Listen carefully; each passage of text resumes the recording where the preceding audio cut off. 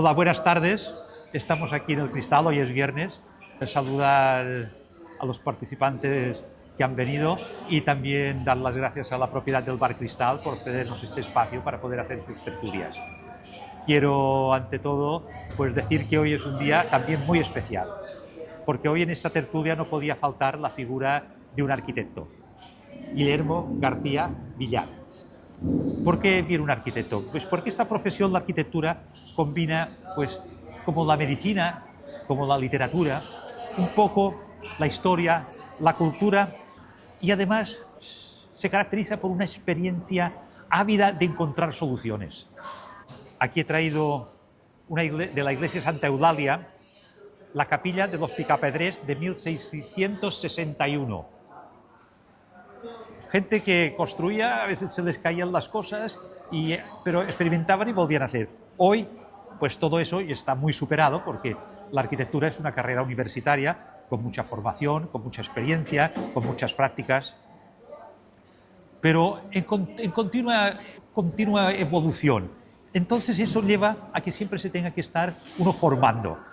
Es una cosa constante en un arquitecto, en tecnología, creatividad, sostenibilidad, normativas de los ayuntamientos, normativas de las comunidades autonómicas, normativas estatales y psicología, ya que ha de destacarse por su habilidad en hacerse comprender primero por el cliente, que es el que le encarga el trabajo, y después para poder liderar los equipos y así convertir ideas en proyectos reales y funcionales. Yo quiero decir que durante 9 años trabajé en el despacho de un arquitecto, don Enrique Juncosa Iglesias. Y cuando estoy en el despacho de Guillermo, noto este saborcillo como un repelús que te invade, porque su despacho tiene esa esencia. Bueno, os dejo ahora con Guillermo.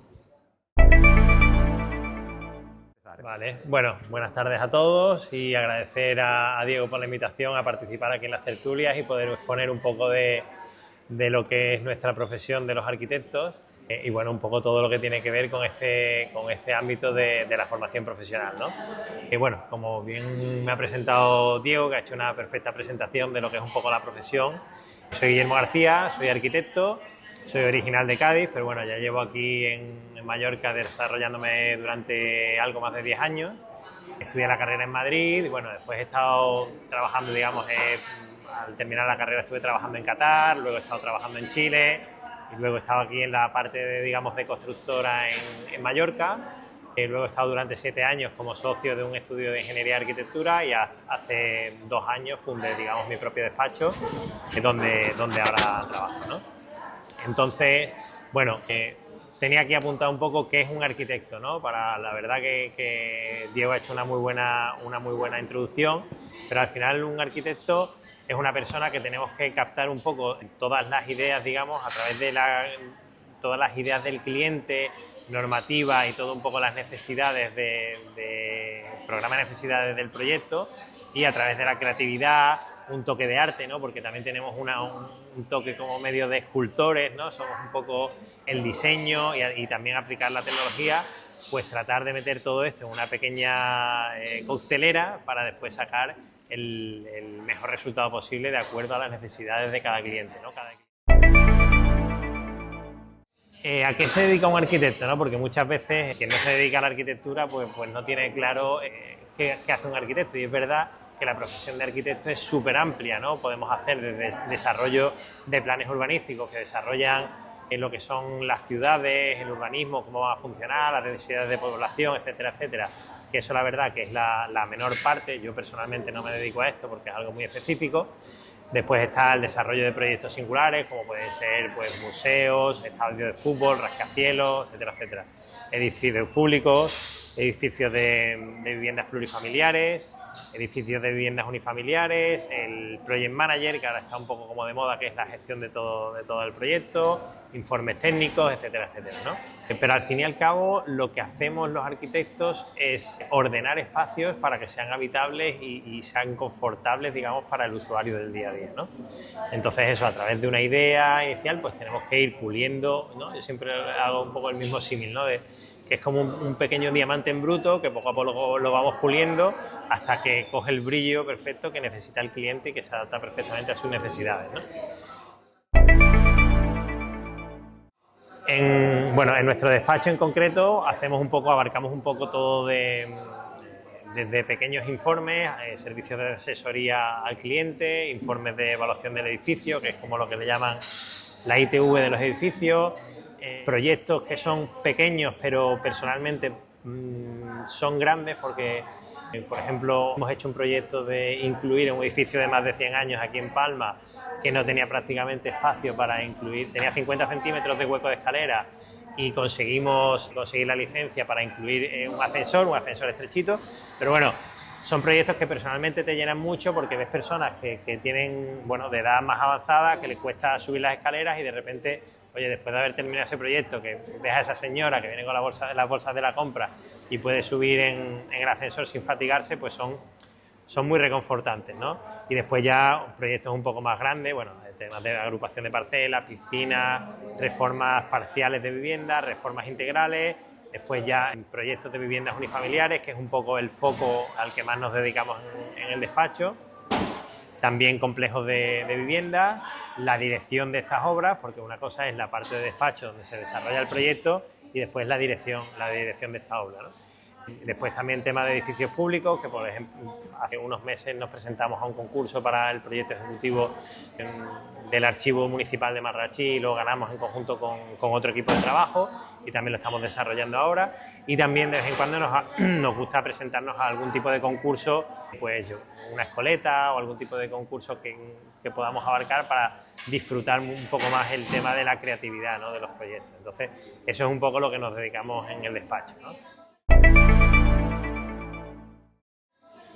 Referente al tema de la formación profesional, pues la formación profesional en el ámbito de la arquitectura y la construcción tiene como dos patas, ¿no? Porque, como bien decía antes, tenemos un poco toda la fase de despacho, de desarrollo de proyectos, donde se usa toda la parte de creatividad, de desarrollo de proyectos, de análisis, etcétera, etcétera, normativa. Entonces, en esta parte tenemos tanto la parte de diseño, delineación, desarrollo del proyecto, el desarrollo de las instalaciones, las mediciones, el interiorismo, la creación de los renders.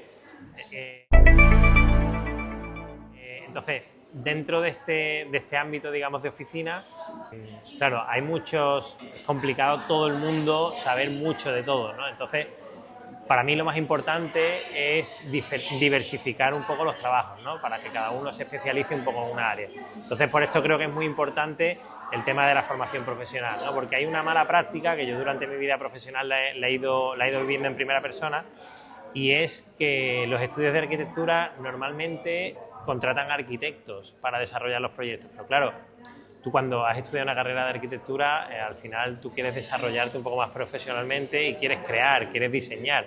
Entonces, si al final te dedicas simplemente a delinear un estudio, es algo que lo que te provoca es, pues, estar un poco parado sin llegar a desarrollarte del todo.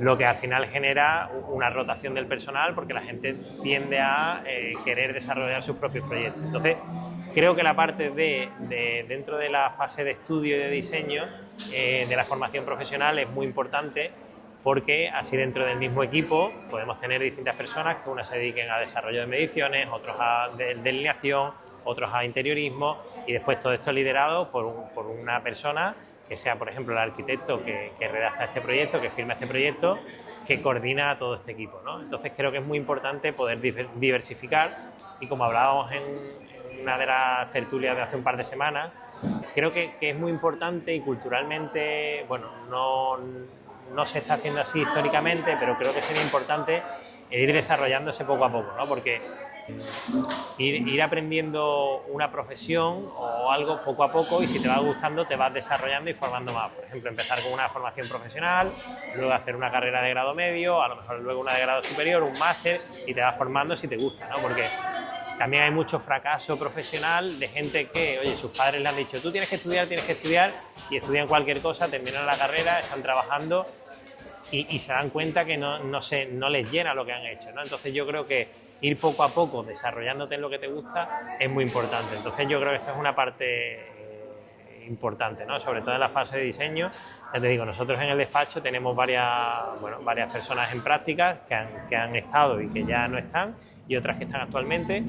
Y el ejemplo que me he encontrado muchas veces en las primeras entrevistas es: yo estoy haciendo esto de edificación, tanto a lo mejor la carrera de arquitectura técnica o a lo mejor el FP, y no sé qué quiero hacer. O sea, como comentaba anteriormente, como es algo tan amplio que puede ir desde el urbanismo hasta la dirección de obra, informes técnicos, siempre me dicen, no sé lo que hacer. Esto me gusta mucho, ¿no? La sinceridad de estas personas jóvenes que están empezando a salir al mundo laboral, que no saben por dónde desarrollarse.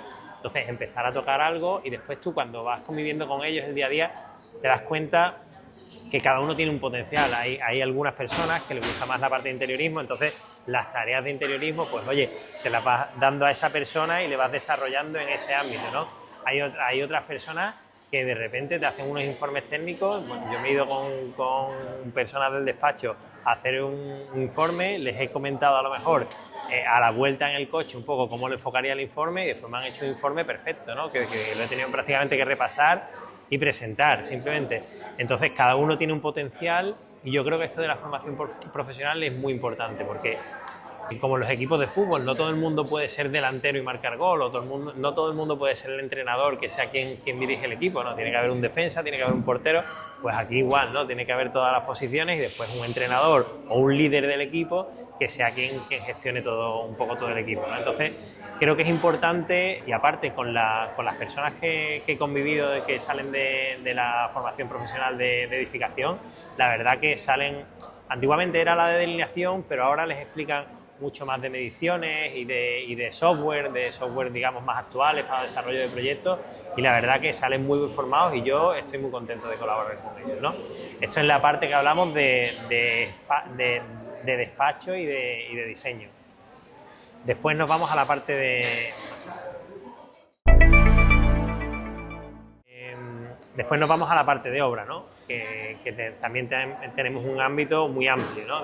Cuando ya tienes un proyecto que le has dedicado mucho cariño, muchas horas, has pensado mucho y quieres que se ejecute de cierta manera, es súper importante llegar a la obra y que haya personal que sepa leer, interpretar este proyecto y desarrollarlo como tú lo has querido dar a luz, ¿no?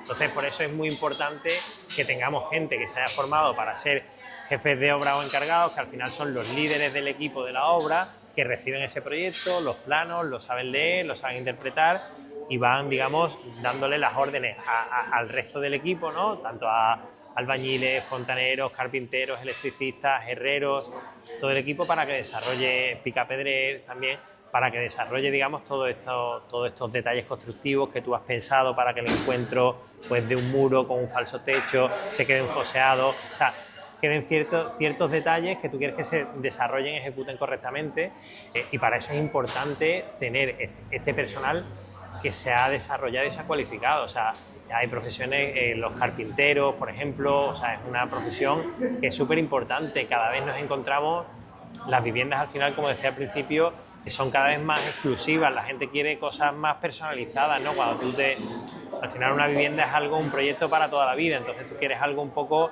exclusivo para ti, entonces que esté, digamos, tratado con cariño y con materiales naturales, como puede ser la madera, que estén, digamos, un poco resueltos de acuerdo a los detalles que hemos pensado en el proyecto, o por ejemplo otro material natural como puede ser la piedra, pues también tallarla, ejecutarla in situ. Entonces le da un carácter, digamos, como mucho más personalizado a la vivienda. qué decir de todo el tema de los electricistas, que al final antiguamente era algo como de poner 4 enchufes y 4 interruptores, pero cada vez está todo más integrado con el 5G, los smartphones, la domótica, ¿no? Que todo lo controlas desde el móvil, generar ambientes, etcétera, etcétera. Entonces es importante que haya personal que conozca este desarrollo de la tecnología para poder implementarlo, digamos, en estos proyectos, ¿no? Eso, además, hay que decir de que ahora mismo nos encontramos, el otro día lo escuchaba por la radio, que tenemos casi una empleabilidad plena de gente que hace, digamos, formación profesional, porque hay muchísima demanda, ¿no? De personal que necesitamos. Incluso aquí con la insularidad tenemos el tema de que tenemos que importar gente o bien de la península o bien de fuera. Esto es abrir, digamos, otro melón que tenemos, que es el tema del problema habitacional, ¿no? Que tenemos aquí, que por mucho que queramos importar gente que venga aquí a trabajar y a colaborar y a desarrollar estos proyectos, claro, si no tienen dónde habitar, dónde vivir, tenemos, digamos, como un problema que aunque ellos quieran, ni siquiera a lo mejor se pueden desarrollar aquí. Entonces, creo que es súper importante que el personal local que tenemos aquí, con las capacidades locales, se desarrolle, estudie, digamos, estos oficios para después poder desarrollar estos proyectos, ¿no? Este es un poco mi punto de vista referente al tema de la formación profesional dentro de este ámbito de la arquitectura y la construcción. Y bueno, tenemos aquí algunos ejemplos de obras que hemos hecho donde efectivamente el tener personal cualificado y que ejecute bien las obras es importante para después tener un buen resultado, ¿no? Gracias.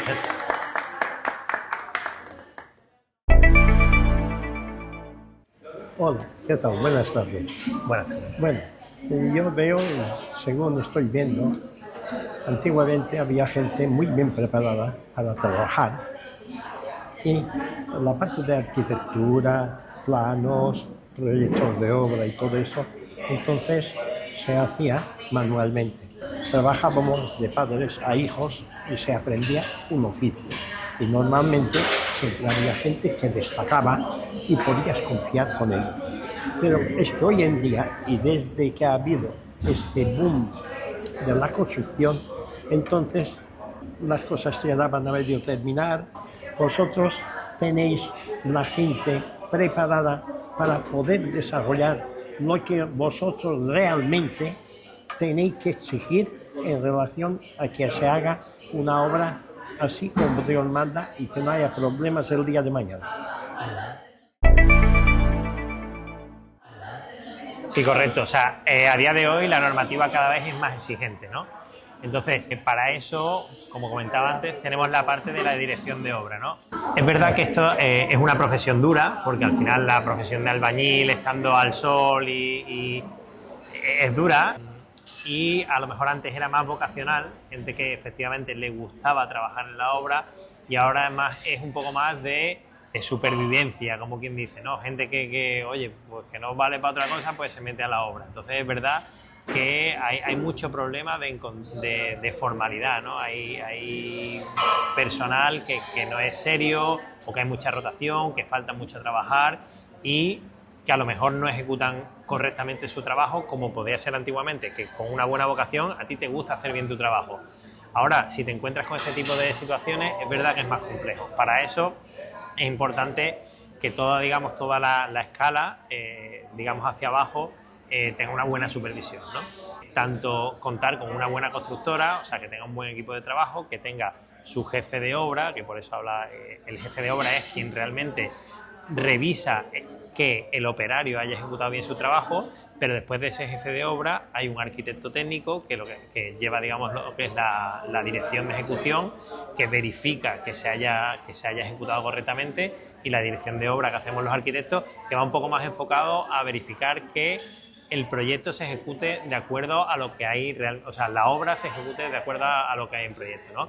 Pero hay muchas pruebas o sea, a la hora, antiguamente no había tantas pruebas, pero ahora hay probetas de hormigón, hay probetas de hierro, pruebas de estanqueidad de las cubiertas, muchas fichas técnicas, o sea, hay una trazabilidad muy grande y por eso es importante, para que se ejecuten correctamente, que haya toda esta supervisión, ¿no? Yo, personalmente, nosotros en el despacho lo que hacemos es todas las semanas hacemos visitas de obra para verificar que todo está correctamente ejecutado. Es verdad que no podemos tener rayos infrarrojos y verlo todo, pero es la manera de estar un poco encima de todo. Pero hay muchas pruebas, digamos, muchas etapas de supervisión que hay que ir siguiendo para verificar que las cosas se ejecuten correctamente, y la normativa cada vez es más exigente. O sea, un muro que antiguamente no tenía nada de aislamiento, oye, ahora tenemos un aislamiento mínimo muchísimo más exigente que lo que había antes, sobre todo para mejorar el confort y la habitabilidad, digamos, de las personas dentro de las viviendas. Entonces sí que es algo que está muy seguido, pero la dirección de obra es fundamental para verificar que esto se ejecute correctamente.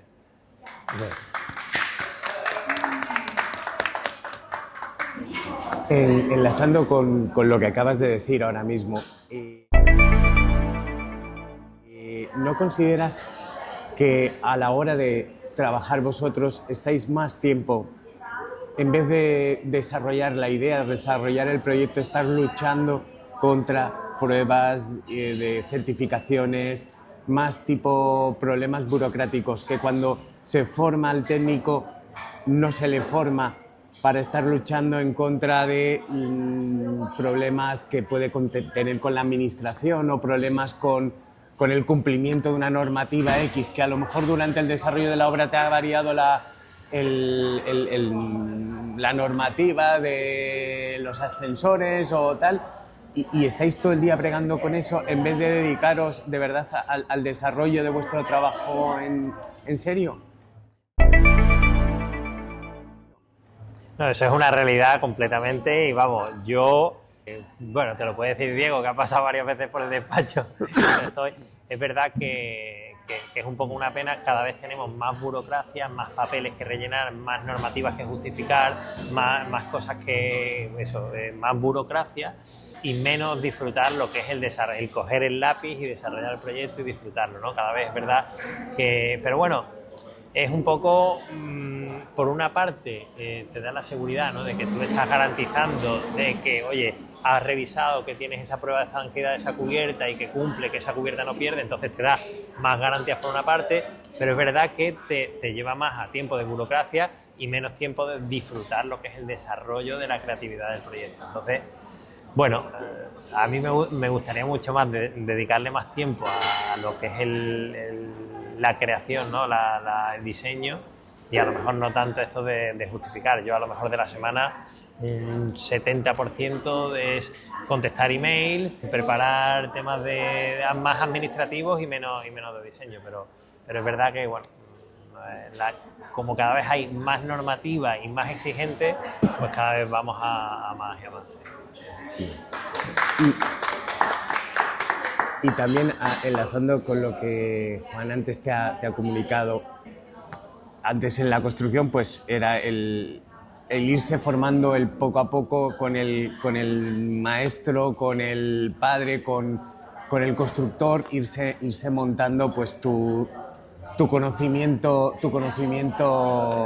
que es el trabajo. Ahora mismo, cuando vosotros salís de vuestra formación, que bueno, salís porque nunca acabáis, siempre estáis renovando y dándole vueltas, ¿crees que un sistema de pasantía, un sistema de que alguien, o desde una administración pública, te den una ayuda para empezar a coger esa base que no consigues en la formación, sería necesario? ¿Y cómo se podría intentar vehicular? Bueno, yo sí que estoy colaborando con mucha gente de la universidad que precisamente es un poco eso, ¿no? Salen completamente, y me encanta la sinceridad, ¿no? Porque yo cuando hago oye, ¿a ti qué te gustaría? Me dice, es que no tengo ni idea, porque no, y a mí me ha pasado, ¿no? Mi padre no es arquitecto, entonces es una cosa que me hubiese gustado mucho, ¿no?, de tener un maestro, ¿no?, del que yo hubiese ido absorbiendo durante toda mi vida, y después salir ya con fuerza, como diciendo, oye, yo este mundo lo domino, pero es verdad que tuve que salir a ver qué pasaba, ¿no?, a verlas venir y a ir aprendiendo. Entonces, por eso me gusta mucho tener gente así, ¿no?, de gente que está en la universidad y que te llegue y te dice, mira, yo estoy a punto de terminar la carrera o voy a terminar el FP, pero no sé qué quiero hacer. Entonces, yo creo que el tema de las prácticas universitarias es súper importante, porque al final vas un poco tocando los distintos temas. Como es tan amplio, y dentro de eso pues te vas dirigiendo hacia donde más te gusta, ¿no? Entonces yo creo que las prácticas universitarias creo que son muy importantes, y después ya, una vez que tú vas encontrando más o menos tu hueco, pues ya te vas posicionando un poco, ¿no? Pero creo que hacer este tipo de prácticas son importantes.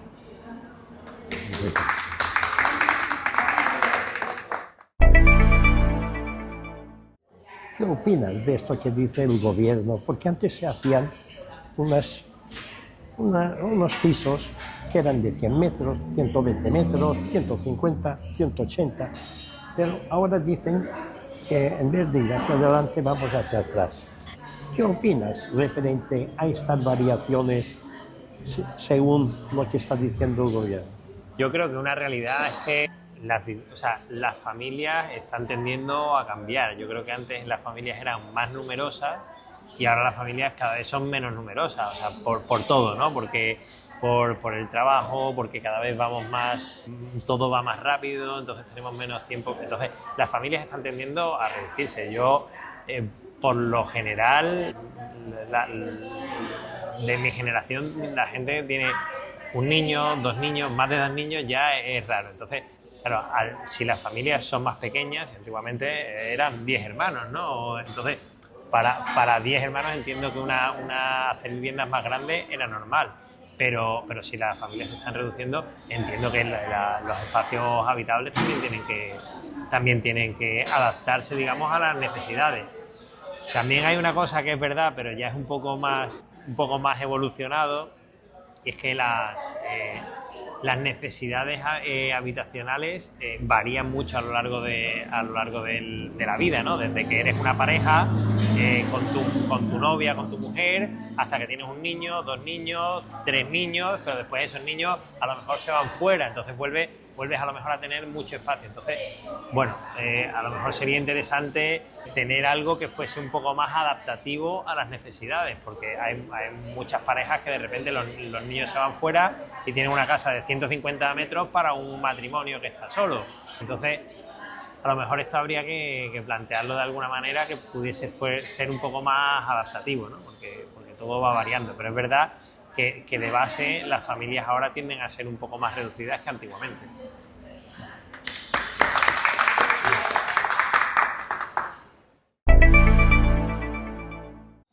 Hola, buenas tardes. En las películas antiguas y hoy modernamente se veía la estructura en pequeño, la estructura del edificio, y en ciertos despachos de aquí de Baleares, pues el arquitecto en el escaparate dentro del estudio tiene chaletitos, maquetas y esto. Estas maquetas o ¿quién lo hace? El arquitecto cuando tenía menos gente. Hoy en día hay más gente, porque lo que hay y lo que hoy en día ve más el arquitecto que enseña al cliente también son los renders. El render es maravilloso porque hasta te da la decoración interior, los cuadros, las mesas, todo como si ya estuviese, y eso claro, a la gente que no entiende mucho supongo que le entra, oh qué bonito, o qué tal, o yo pondría el sofá allá en lugar de mirar las paredes o esto, mira más la decoración o esto. ¿Quién se ocupa del render? Que lo veo muy difícil, bueno, no lo sé, pero parece una cosa extraordinaria hoy en día. No, una muy buena pregunta, porque al final era un tema que quería comentarlo, pero no había salido, digamos, en el tema, ¿no? Es verdad que es una pena que el otro día con un compañero arquitecto también lo hablaba, ¿no? Es una pena que las maquetas se están perdiendo. A mí es algo que en la carrera me encantaba hacer, o sea, hacer una maquetita con tu cartón pluma, pegarlo, no sé qué, o sea, ibas viviendo un poco el proyecto, ¿no? Ahora eso es muy raro, sería muy raro que lo veamos, porque ahora ya no dibujamos, o sea, hemos pasado de las 2 dimensiones a las 3 dimensiones. Nosotros en el despacho ya no trabajamos en 2 dimensiones, o sea, antiguamente trabajamos con el Parallax, el Rotring y todo eso, bueno, y más antiguamente con otras cosas que sabe Diego, ¿no? Pero claro, tú tenías tu Parallax, tu escuadra, tu cartabón, tu papel vegetal. De eso pasamos, digamos, a la digitalización con el AutoCAD, donde dibujábamos líneas en 2 dimensiones, no en plano. Pero ahora ya no es que sea el futuro, es que es el presente. Se trabaja con el BIM. BIM significa Building Information Modeling, que al final es proyectar en 3 dimensiones. Tú ya no dibujas una línea, tú lo que dibujas es un muro, que ese muro tiene una altura y tiene una textura. Entonces, a la hora de desarrollar los proyectos y presentárselos al cliente es mucho más fácil, porque tú estás generando ese volumen. O sea, tú puedes ver el plano en 2 dimensiones para presentar tanto en el ayuntamiento o en obra, pero después de cara al cliente, ahora puedo enseñar algún ejemplo que tengo aquí. Al cliente tú ya le muestras el modelo 3D de lo que va a ser su vivienda, y incluso puedes hacer vistas interiores, y ya eso sí que es un poco futuro, o sea, todavía no se está llevando, o sea, a día de hoy no está implementado, pero va a llegar el momento en que tú te pongas tus gafas de realidad virtual, vayas a tu solar o vayas en tu fase de estructura y vas mirando, y entonces vas viendo lo que es cómo va a quedar tu vivienda, ¿no? Porque es verdad que nosotros nos dedicamos a esto y lo sabemos interpretar, pero hay muchas personas que no se dedican a esto y no tienen la visión espacial que tú en 2 dimensiones. Yo veo que esto es un cuarto de baño y que va a tener este espacio, o que esto va a ser un salón y va a ser amplio, pero hay gente que no tiene esa capacidad visual.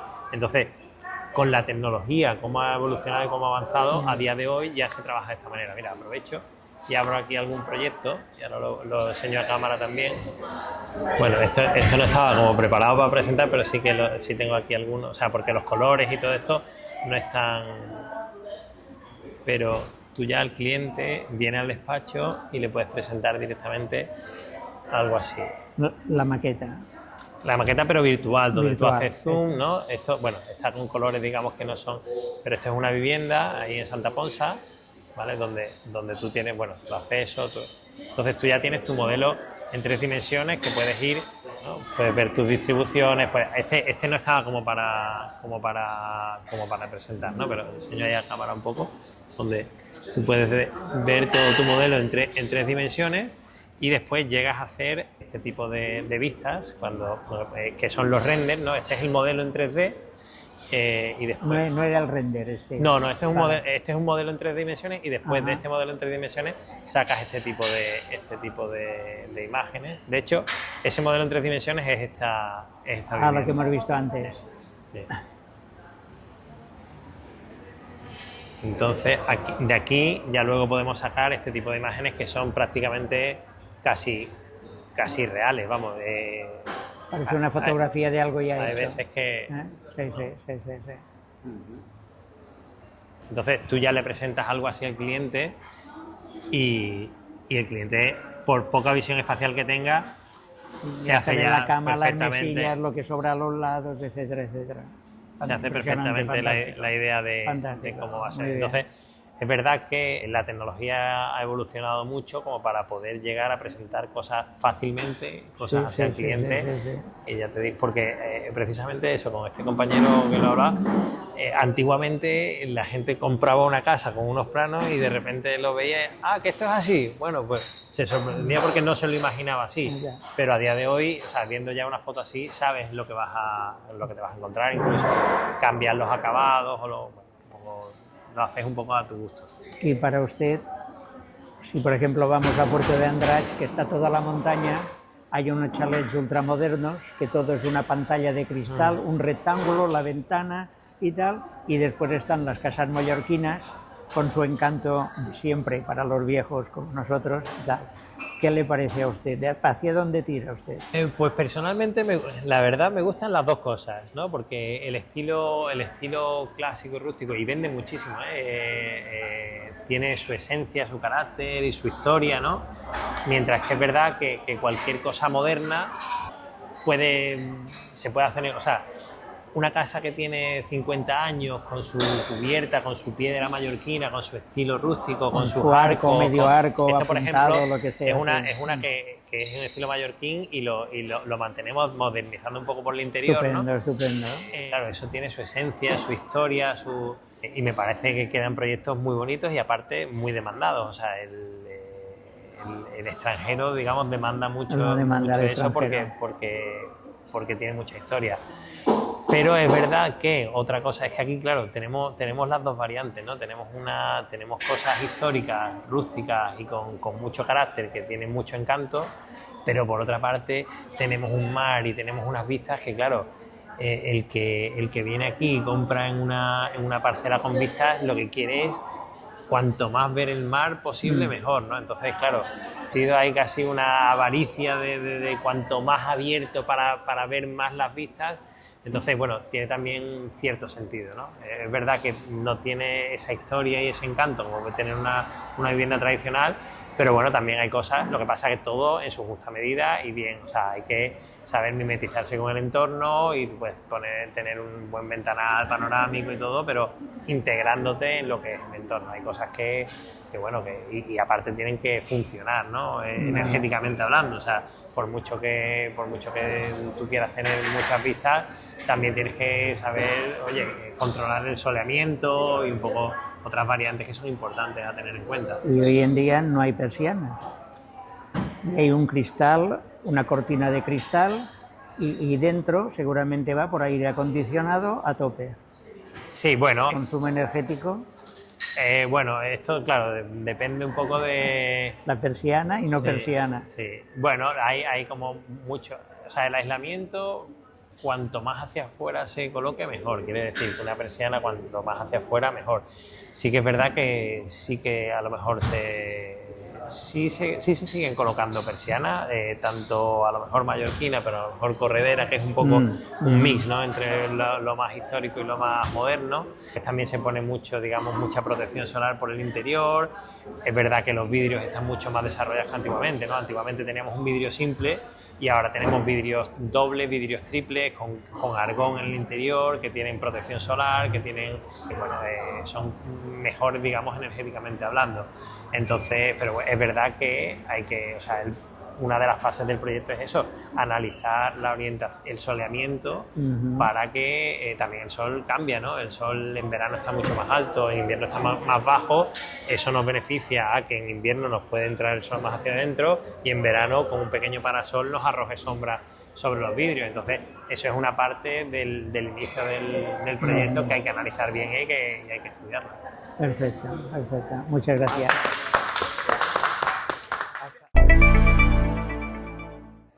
Hasta ahora hemos estado hablando de obra nueva. ¿Qué piensas de las reformas? De coger un edificio que ya tiene sus años y de alguna manera darle una nueva vida, adaptarlo a la idea del arquitecto, a un alargamiento de la vida de uso. ¿Qué opinas? No, o sea, completamente de acuerdo y creo que, bueno, hay dos variantes, ¿no? Dentro de esta pregunta tendríamos la variante, que ahora enseño un ejemplo, que la verdad que también quedó muy bonito, aquí en el centro de Palma, que tenía, bueno, eran dos viviendas que se unificaron con mucho carácter y se mantuvo, y yo creo que eso es fundamental. Esa, digamos, es una parte de la respuesta, pero por otra parte tenemos la necesidad inminente de la rehabilitación del parque, digamos, de viviendas que tenemos, porque son viviendas que son muy antiguas. Yo hago también muchos informes de estos de evaluación del edificio, donde son edificios de hace 50 años que no tienen aislamiento, los vidrios son simples. Entonces, por aquí, o sea, esto es un sí o sí, que va todo el tema de los fondos Next Generation, para la rehabilitación energética, para mejorar en todas las condiciones. Entonces, los edificios sí o sí tienen que rehabilitarse y mejorar sus condiciones, porque también el clima ha cambiado mucho. O sea, los inviernos y los veranos de antiguamente no son los de ahora. Entonces, los edificios de viviendas plurifamiliares sí o sí, con todo este tema de subvenciones y tal de los fondos Next Generation, ya es una realidad en la que se está avanzando mucho. Y por otra parte, el tema de tener una vivienda antigua a la que le das una nueva vida, yo creo que también es fundamental, ¿no? Hay que mantener lo que tenemos, lo que está bien, tenemos que mantenerlo, incluso conservarlo y poder volver a darle una nueva vida. Este es un ejemplo que yo le enseñaba a Diego un día que estábamos en el despacho. Es ahí al lado del Val Flechas, en la calle Lloyeta, donde se mantuvo incluso la carpintería. La carpintería se mantuvo porque era de madera. La madera es un buen aislante. Lo único que sí, se le incorporó un doble vidrio para tener mejor aislamiento después en algunas zonas se dejó el propio marés visto. Las molduras del techo también se dejaron, ahora lo enfoco hacia la cámara. Las vigas también se dejaron vistas, se mantuvo. Mira, aquí está, ¿no? Un poco el marés visto, las carpinterías, incluso las persianas interiores existentes se rehabilitaron. O sea, yo creo que este edificio, bueno, ganó, o sea, era un edificio que era muy antiguo, tengo fotos del antes y del después, que estaba muy, muy antiguo, pero de repente ganó, bueno, o sea, se reseteó y esto tiene pues, para otros 50 años tranquilamente con altas calidades, o sea, esto tiene suelo radiante, tiene climatización, y a la vez sigue manteniendo, digamos, esa esencia, ese carácter que tenía, pues con sus molduras, su marés, ¿no? Para mí eso de sacar el marés a relucir, pues creo que queda muy bien. Entonces son intervenciones de rehabilitación que también quedan muy bien. El otro ejemplo que he enseñado antes también es una vivienda existente que se rehabilita, o sea, se le saca un poco o se conserva esa esencia, pero se adapta a las necesidades de hoy en día. Se le incorpora aislamiento, se le incorporan pues aire acondicionado, calefacción para vivir el día a día, ¿no? El día de hoy. Pero claro, yo creo que es una oportunidad muy, muy interesante y que se hace mucho también.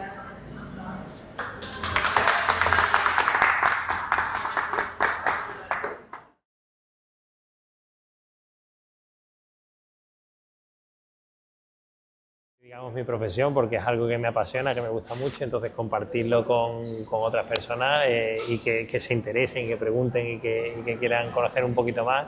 Bueno, ha sido un placer poder compartirlo y nada, bueno, el despacho, bien lo sabe Diego, está en calle Reverén Antoni Tauler número 4, en la planta bajos D, y cualquier cosa que podáis necesitar, pues ahí estamos para echar una mano.